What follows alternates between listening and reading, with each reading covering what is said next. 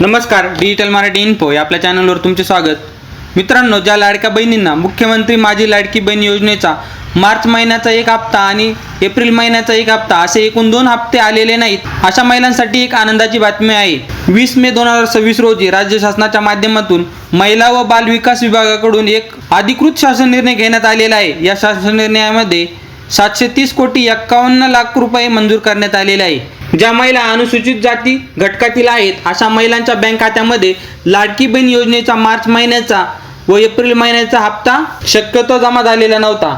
अशा महिलांच्या बँक खात्यावर लवकरच 2 हप्ते म्हणजेच मार्च महिन्याचा एक आणि एप्रिल महिन्याचा एक असे एकूण 3000 रुपये जमा होणार आहेत। अशा पद्धतीची एक आनंदाची बातमी आहे।